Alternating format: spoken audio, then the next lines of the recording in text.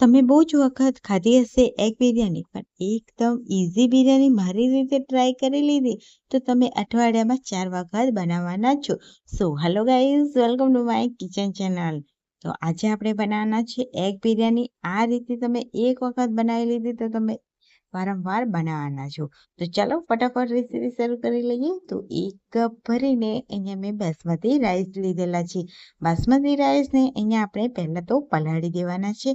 તો 10 મિનિટ માટે આપણે આ બાસમતી રાઈસને પલાળીને સાઈડમાં મૂકીશું. તો ત્યાં સુધી આપણે ગેસ પર એક તપેલી ચડાવીશું અને તેમાં આપણે પાણી એડ કરીશું.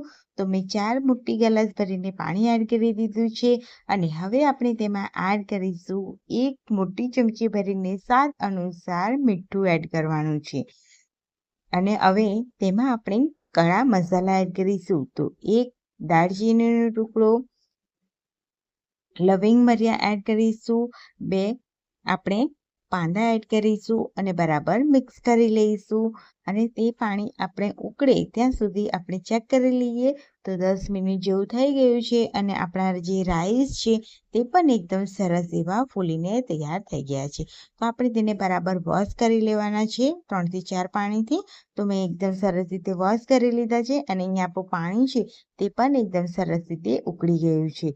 તો હવે જે રાઈસ આપણે ધોઈ દીધા છે તેને આપણે એડ કરી દઈશું અને બરાબર મિક્સ કરીશું. અહીંયા આપણે જે કડા મસાલા એડ કરેલા છે તેનો સ્વાદ છે તે આ રાઈસમાં બહુ જ મસ્ત આવશે અને અહીંયા આપણી બિરયાની છે તે પણ એકદમ સરસ એવી બનીને ટેસ્ટી બનીને તૈયાર થશે.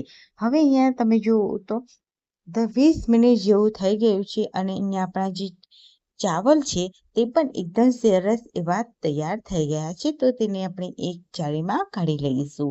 હવે આપણે ગેસ ઉપર એક કઢાઈ મૂકીશું. તેમાં 2 મોટી ચમચી ભરીને ઓઇલ એડ કરીશું અને અહીંયા મેં એકદમ લચ્છેદાર ડુંગળી કટ કરીને લીધેલી છે તેને આપણે એડ કરી અને તેને સોતે કરી લઈશું. તો તમે જુઓ તો અહીંયા મેં આ સ્ટેજ ઉપર અહીંયા આપણી ડુંગળી છે તે તળાઈ ગઈ છે સરસ એવી. તો તેને આપણે એક ડીશમાં કાઢી લેવાની છે અને હવે આપણે એ જ કઢાઈમાં અહીંયા આપણે બિરયાની બનાવી દઈશું. તો અહીંયા મેં 3 મીડિયમ સાઇઝના અહીંયા આપણે જે ઈંડા છે તેને બોઇલ કરીને લઈ લીધેલા છે અને તેમાં આપણે કટ લગાવી લઈશું અને કઢાઈમાં એડ કરી દઈશું. હવે આપણે તેમાં 1 ચમચી હળદર પાવડર, 1 ચમચી ગરમ મસાલો પાવડર, 1 ચમચી લાલ મરચું પાવડર એડ કરીશું અને બરાબર મિક્સ કરીશું. આ રીતે મિક્સ કરવાથી ઈંડા જે છે તેમાં એકદમ સરસ એવી ફ્લેવર આવશે આ મસાલાને. હવે તેને આપણે કાઢી લઈશું એક પ્લેટમાં અને એ જ તેલમાં જીરું એડ કરીશું, ડુંગળી એડ કરીશું. ડુંગળી એકદમ સરસ એવી સતળાય એટલે આપણે મીઠા લીમડાના પાન એડ કરીશું અને 1 ચમચી આદુ મરચાં લસણની પેસ્ટ એડ કરીશું. સરસ એવું સંતળાઈ જાય એટલે અહીંયા આપણે એક મોટી સાઈઝનું ટમાટર જેને મેં એકદમ સરસ રીતે પ્યુરી તૈયાર કરી લીધી તે એડ કરી દઈશું. બરાબર મિક્સ કરીશું અને અહીંયા આપણે જે નોર્મલ જે બેઝિક મસાલા હોય છે તે એડ કરીશું. તો 1 ચમચી હળદર પાવડર, 1 ચમચી લાલ મરચું પાવડર ને 1 ચમચી ગરમ મસાલો પાવડર એડ કરી અને બરાબર મિક્સ કરી લઈશું. અને જે આપણે રાઈસ બનાવીને રેડી કરેલા હતા તે પણ આપણે આ રીતે ઉપરથી એડ કરી દઈશું.